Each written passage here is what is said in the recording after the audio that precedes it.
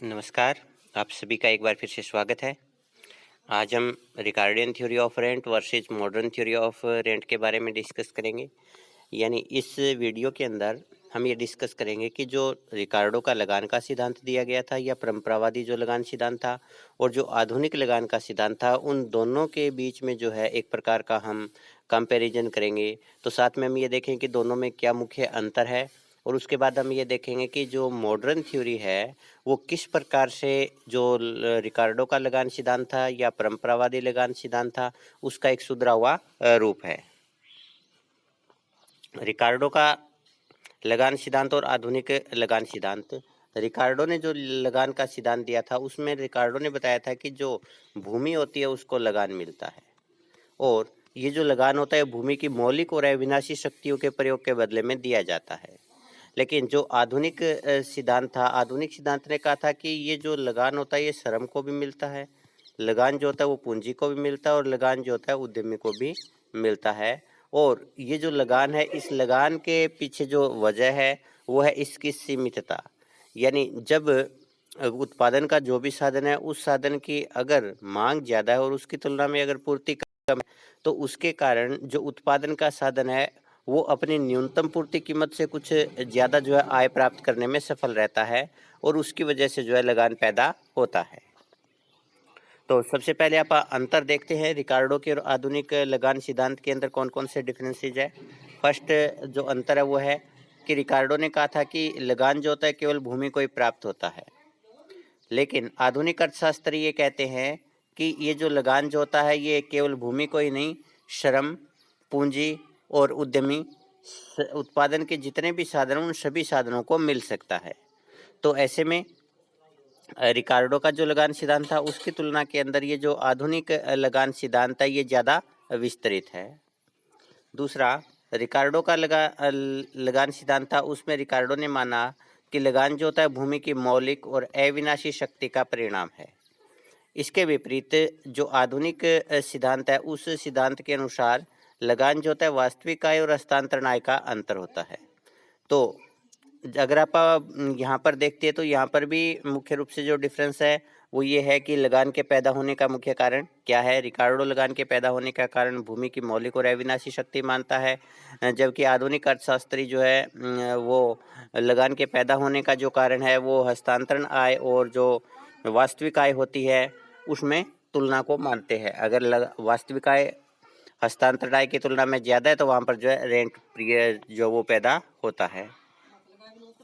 तीसरा, रिकार्डो का जो सिद्धांत है वो एक विशिष्ट सिद्धांत है। विशिष्ट सिद्धांत का मतलब होता है कि केवल ये एक ही जो है वो उत्पादन के साधन पर लागू होता है, बाकी उत्पादन के साधनों पर लागू नहीं होता। जबकि जो आधुनिक सिद्धांत है वो एक सामान्य सिद्धांत है। यानी आधुनिक जो सिद्धांत है भूमि, श्रम, पूंजी, उद्यमी उत्पादन के सभी साधनों पर सामान्य रूप से लागू होता है और एक ही तरीके से जो वो सभी जो उत्पादन के साधन है उन साधनों के लिए जो है लगान का निर्धारण करता है। इसके बाद है रिकार्डो के अनुसार जो है लगान कीमत को प्रभावित नहीं करता। यानी लगान जो होता है वो कीमत में शामिल नहीं होता। लगान के बढ़ने पर कीमत में वृद्धि नहीं होती और लगान के कम होने पर कीमत में कमी नहीं होती। लेकिन आधुनिक अर्थशास्त्री या आधुनिक सिद्धांत के जो प्रणेता है वो ये मानते हैं कि लगान जो है कीमत को प्रभावित करता है। हाँ, उनका ये मानना है कि केवल विशेष परिस्थितियों में ही करता है। कि अगर हम देखते हैं एक अर्थव्यवस्था के दृष्टिकोण से तो लगान जो होता है कीमत में शामिल नहीं होता, कीमत को प्रभावित नहीं करता। एक उद्योग के दृष्टिकोण से भी अगर आप देखते हैं तो लगान जो होता है वो कीमत में शामिल नहीं होता। लेकिन अगर हम एक फर्म के दृष्टिकोण से देखते हैं तो उस अवस्था के अंदर लगान जो होता है वो कीमत में शामिल होता है। कैसे होता है इसको हम जो आगे डिस्कस करेंगे विस्तार में से। आगे रिकार्डो के अनुसार लगान भूमि की सीमांत उत्पादकता के अंतर के कारण पैदा होता है। यानी कुछ भूमि जो होती है वो ज़्यादा उपजाऊ होती है, उसकी तुलना के अंदर कुछ भूमि कम उपजाऊ होती है। तो अधिक उपजाऊ भूमि और कम उपजाऊ भूमि जो होती है उसके बीच में उत्पादकता में जो अंतर होता है वही जो है लगान कहलाता है। तो इस प्रकार से रिकार्डो कहता है कि अगर सारी भूमि एक समान है, सारी भूमि की उत्पादकता एक समान है तो उस अवस्था के अंदर जो है लगान उत्पन्न नहीं होगा। तो लगान के पैदा होने का कारण जो सीमांत भूमि और पूर्व सीमांत भूमियां है उनके बीच में जो उत्पादकता का अंतर है, उस अंतर के कारण लगान पैदा होता है। इसके विपरीत आधुनिक सिद्धांत के अनुसार लगान जो होता है साधन की विशिष्टता के कारण पैदा होता है। एक साधन जो है विशिष्ट होता है। विशिष्ट का मतलब ये होता है कि एक जो उत्पादन का साधन है उसका जो है किसी विशेष कार्य में ही प्रयोग किया जा सकता है। एक साधन में जितनी विशिष्टता ज़्यादा होगी उतना ही ज़्यादा लगान प्राप्त होगा। जैसे भूमि है, अर्थव्यवस्था के दृष्टिकोण से पूरी तरह से विशिष्ट है, इसलिए भूमि की जो सारी की सारी आय है वो लगान होगी।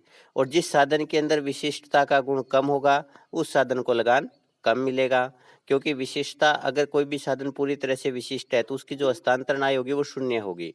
तो ऐसे में जो वास्तविक आय है सारी की सारी वो लगान बन जाएगी।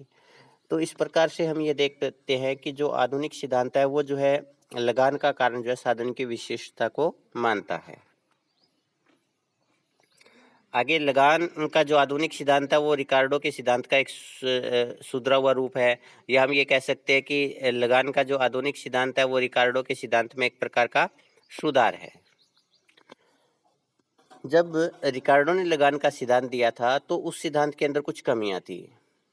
अब उन कमियों को जो है समय के साथ साथ जो है वो डिस्कस किया गया, उसके ऊपर जो है रिसर्च की गई और उसके परिणाम स्वरूप अनेक जो अर्थशास्त्री हैं उन्होंने जो है रिकार्डो के लगान सिद्धांत में सुधार के लिए प्रयास किया। ये जो प्रयास किया उसके अंदर जेवंस थे, पेरेटो, मार्शल, जॉन रॉबिन्सन, उन्होंने जो है काफ़ी कार्य किया और इन कार्यों के परिणाम स्वरूप, इनके कंट्रीब्यूशन के परिणाम स्वरूप हमारे सामने लगान का जो है आधुनिक सिद्धांत आया। तो अगर इसमें देखा जाए तो रिकार्डो के जो सिद्धांत था उस सिद्धांत के अंदर जो है काफ़ी कुछ सुधार किया गया, कुछ इसमें नया भी ऐड किया गया। तो वो कौन कौन से सुधार किए गए हैं, क्या कुछ नया ऐड किया गया, उसको अब हम आगे डिस्कस करते हैं। तो यहाँ पर इस विस्तार को डिस्कस करने से पहले हम ये देखते हैं कि रिकार्डो का जो सिद्धांत था उस सिद्धांत के अंदर जो आधुनिक सिद्धांत था उसने दो प्रकार के कार्य किए हैं। एक तो पहला तो विस्तार और दूसरा सुधार। अब विस्तार और सुधार में क्या फर्क होता है वो देखते हैं। इसके अंदर देखिए कि रिकार्डो जो था, रिकार्डो पहुंचा लैंड तक, यानी भूमि तक पहुंचा। अब विस्तार की बात करते हैं कि इसके अंदर जो आधुनिक अर्थशास्त्री और भूमि के साथ में कैपिटल तक भी पहुंचे, वो जो है लेबर तक भी पहुंचे और वो एंटरप्रेन्योर तक भी पहुंचे। तो इस प्रकार से ये केवल यहीं तक नहीं रुके, इन्होंने इस लगान के सिद्धांत को और क्षेत्रों में भी लागू किया और साधनों पर भी लागू किया। इसलिए पहला जो है रिकार्डो का सिद्धांत जो है उसमें ये विस्तार हुआ है। दूसरा, जब आप सुधार की बात करते थे हम केवल इसी पर फोकस करेंगे, लैंड के ऊपर ही, यानी भूमि के बारे में रिकार्डो ने जो अपना लगान का सिद्धांत दिया उसमें जो कुछ कहा गया, उसमें जो कमियां थी उन कमियों के अंदर जो है यहाँ पर सुधार किया गया। तो इस प्रकार से जो आधुनिक सिद्धांत है वो एक प्रकार से रिकार्डो के सिद्धांत में विस्तार भी करता है और उसमें सुधार भी करता है। तो पहले आप विस्तार को डिस्कस करते हैं। रिकार्डो के अनुसार लगान जो होता है केवल भूमि को ही मिलता है और यह भूमि की मौलिक और अविनाशी शक्ति के कारण मिलता है। लेकिन जो आधुनिक सिद्धांत है वो इसमें विस्तार करते हुए कहते हैं कि ये जो लगान होता है ये उत्पादन के किसी भी साधन को मिल सकता है, यानी ये श्रम को भी प्राप्त हो सकता है, पूंजी को भी, उद्यमियों को भी प्राप्त हो सकता है, क्योंकि ये लगान जो होता है, लगान के पैदा होने का जो कारण है वो साधन की विशिष्टता है। जो साधन जितना ज़्यादा विशिष्ट होगा उसको जो है उतना ही ज़्यादा लगान मिलेगा। अब ये साधन जो होता है, श्रम है, वो भी विशिष्ट हो सकता है, पूंजी, उद्यमी, ये भी विशिष्टता का गुण लिए हुए हो सकते हैं। और वैसे देखा जाए तो प्रत्येक जो साधन होता है उसमें कुछ न कुछ विशिष्टता अवश्य पाई जाती है। तो इस प्रकार से आधुनिक सिद्धांत के अनुसार लगान जो होता है वो उत्पादन के प्रत्येक साधन को मिलता है, चाहे वो भूमि हो, चाहे श्रम हो, चाहे पूंजी हो, चाहे उद्यमी हो। तो इस प्रकार से ये जो आधुनिक सिद्धांत है ये एक प्रकार से रिकार्डो के सिद्धांत में विस्तार करता है।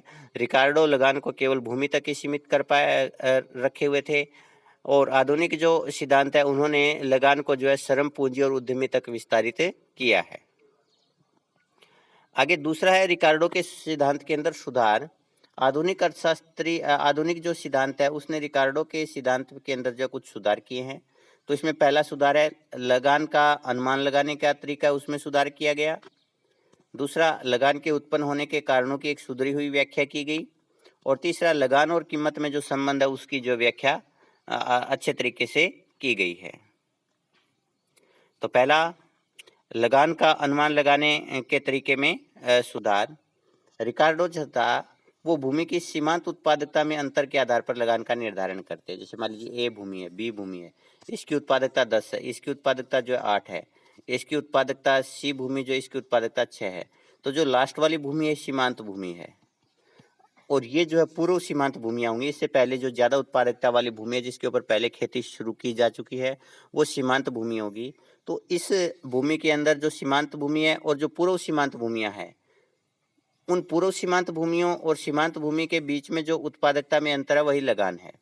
तो ऐसे में अगर सारी भूमियां एक समान है, मान लीजिए बी भी एक समान है, सी भी एक समान है, तीनों में 10-10 की प्रोडक्टिविटी है, तो इस अवस्था के अनुसार जो है पूरी की पूरी भूमि जो होती है उसको कोई भी लगान नहीं मिलेगा, क्योंकि लगान का जो आधार होता है वो भूमि की उत्पादकता में अंतर होता है, और जब भूमि की उत्पादकता में अंतर नहीं होगा तो किसी प्रकार का कोई नहीं मिलेगा। लेकिन आधुनिक सिद्धांत के अनुसार इसमें जो है उन्होंने सुधार किया और उसमें बताया कि लगान का अनुमान जो होता है वो वास्तविक आय और जो हस्तांतरण आय होती है, वास्तविक आय और जो हस्तांतरण आय होती है उसके अंतर के आधार पर लगाया जाता है। तो ऐसे में जो परंपरावादी या जो रिकार्डो का लगान सिद्धांत है वो कहता था कि भी सीमांत भूमि को कभी कोई लगान नहीं मिलेगा।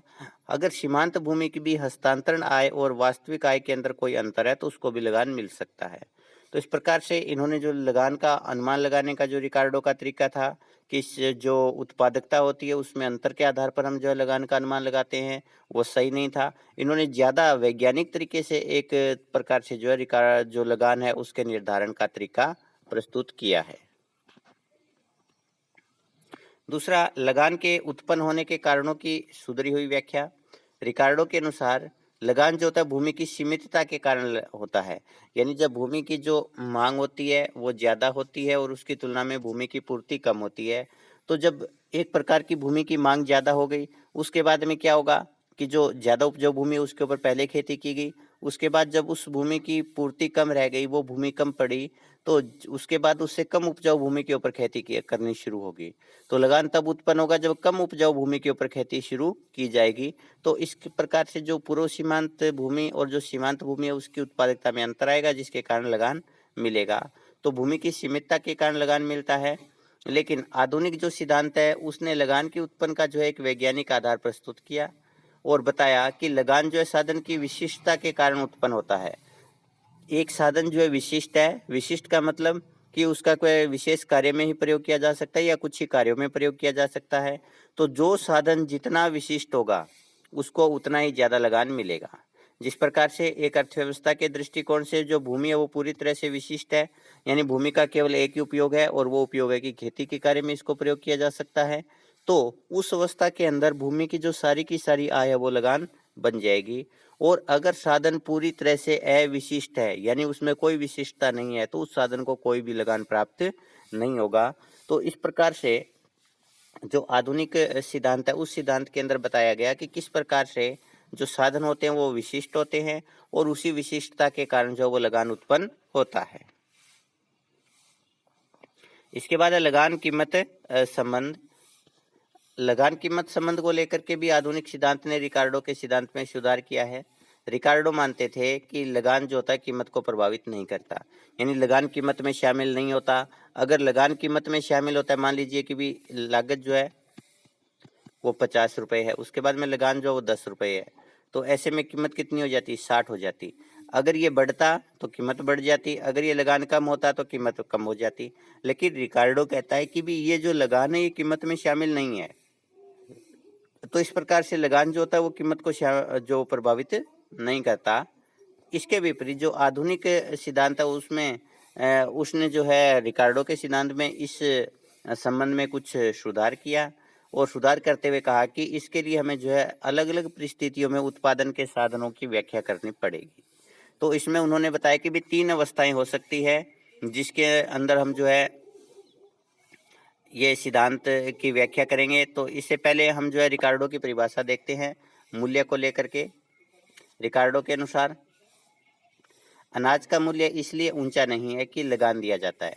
इसका मतलब लगान जो होता है इस अनाज के मूल्य को प्रभावित नहीं करता, बल्कि लगान इसलिए दिया जाता है क्योंकि अनाज का मूल्य ऊंचा है। तो अनाज की कीमत के कारण जो है प्रोड्यूसर जो है उस ज़मीन के ऊपर लगान देता है ताकि वो ऊंची कीमत का फ़ायदा उठा सके, उससे लाभ कमा सके। तो इस प्रकार से रिकार्डो ये कहता है कि लगान जो होता है वो कीमत को प्रभावित नहीं करता, बल्कि कीमत जो होती है वो लगान को प्रभावित करती है। इस प्रकार रिकार्डो के अनुसार लगान उत्पादन की कीमत को प्रभावित नहीं करता। रिकार्डो के अनुसार सीमांत भूमि को कोई लगान नहीं मिलता। अब सीमांत भूमि को कोई लगान क्यों नहीं मिलता? क्योंकि वो सबसे लास्ट में आती है और लास्ट वाली भूमि की जो है उससे लास्ट वाली भूमि के साथ में कंपेयर कर नहीं सकते, क्योंकि लास्ट खुद है। उसकी जो सीमांत उत्पादकता जो होती है वो सबसे कम होती है, तो उसका हम जो दूसरी के साथ में जो है कंपेयर नहीं कर सकते। तो जब सीमांत भूमि को कोई लगान नहीं मिलता तो इसके कारण उसकी जो औसत लागत होती है वही भूमि के उत्पादन की लागत, जो अनाज है उसके उत्पादन की लागत होती है। तो ऐसे में कीमत जो तय होगी वो किसके आधार पर होगी? जो उत्पादन की लागत है। और यहाँ पर लगान जो वो शून्य है, तो जो कीमत तय हो गई उसी कीमत के ऊपर जो पूर्व सीमांत इकाइयाँ हैं वही अपना प्रोडक्शन बेचेंगी। तो इस प्रकार से हम ये देखते हैं कि लगान जो होता है वो पूर्व सीमांत भूमि के ऊपर कोई लगान न होने की वजह से कीमत में शामिल हो ही नहीं सकता। अब आगे आधुनिक धारणा क्या है वो देखते हैं। आधुनिक लगान के सिद्धांत के अनुसार लगान कीमत में कुछ अवस्थाओं में शामिल हो सकता है, यानी कुछ ऐसी अवस्थाएं होती है जिन अवस्थाओं के अंदर जो है कीमत जो होती है वो लगान के द्वारा प्रभावित होती है। ऐसे में लगान कीमत संबंध की व्याख्या 3 दृष्टिकोण से की जा सकती है। पहला अर्थव्यवस्था के दृष्टिकोण से, दूसरा उद्योग के दृष्टिकोण से और तीसरा फर्म के दृष्टिकोण से। तो पहले आप अर्थव्यवस्था के दृष्टिकोण से देखते हैं। एक अर्थव्यवस्था के दृष्टिकोण से जो भूमि है वो स्थिर है, और जो चीज़ स्थिर होती है उसकी कोई भी न्यूनतम पूर्ति कीमतें नहीं होती। जैसे ये देखिए, ये अपने पास में भूमि की सप्लाई है, अगर ये ऐसे होता तो ये इसकी न्यूनतम पूर्ति कीमत होती, लेकिन क्योंकि भूमि जो है पूरी तरह से बेलोचदार है तो इस अवस्था के अंदर जो इसकी कोई स्थिर कीमत नहीं है।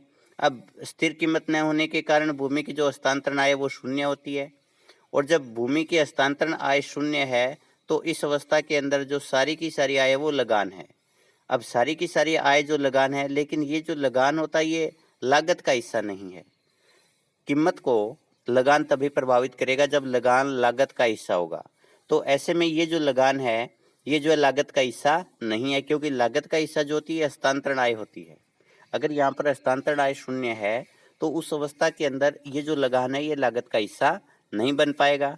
तो इसके कारण सारी की सारी जो आय होगी वो लगान होगी, लेकिन लगान जो है वो लागत में शामिल नहीं होगा। इस वजह से लगान जो होता है वो कीमत को भी प्रभावित नहीं करता।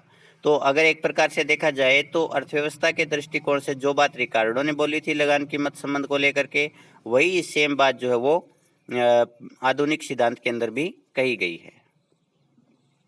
दूसरा उद्योग के दृष्टिकोण से, एक उद्योग के दृष्टिकोण से भूमि के अनेक उपयोग हो सकते हैं, यानी अर्थव्यवस्था के दृष्टिकोण से भूमि पूरी तरह से विशिष्ट थी, लेकिन उद्योग के दृष्टिकोण से भूमि विशिष्ट नहीं है, बल्कि उसके वैकल्पिक उपयोग हो सकते हैं। इसलिए भूमि की एक न्यूनतम कीमत होती है। अब ये जो मान लीजिए एक अर्थव्यवस्था के लिए, एक उद्योग के लिए ये जो भूमि की ओपी जो है वो न्यूनतम कीमत है, इससे कम कीमत होगी तो उद्योग को कोई भी भूमि नहीं मिलेगी और हस्तांतरण आय भी प्राप्त होती है। लेकिन ये जो हस्तांतरण आय जो होती है उससे अधिक जो आय होती है वो लगान कहलाती है। यानी कीमत जो है इस हस्तांतरण आय ने लागत जो किसके बराबर है?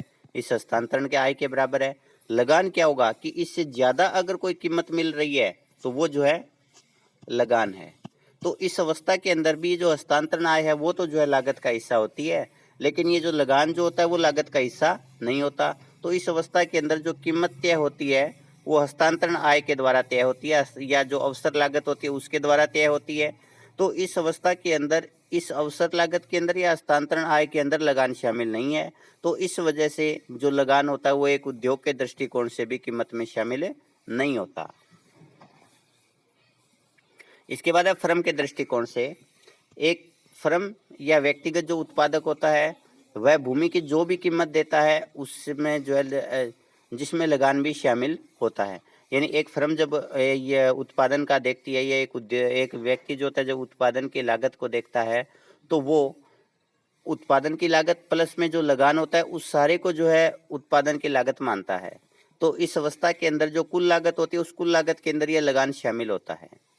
जैसे मान लीजिए टोटल कॉस्ट है, इसके अंदर जो है प्रोडक्शन कॉस्ट जो है वो ये है, प्लस में इसके अंदर जो रेंट है वो ये है।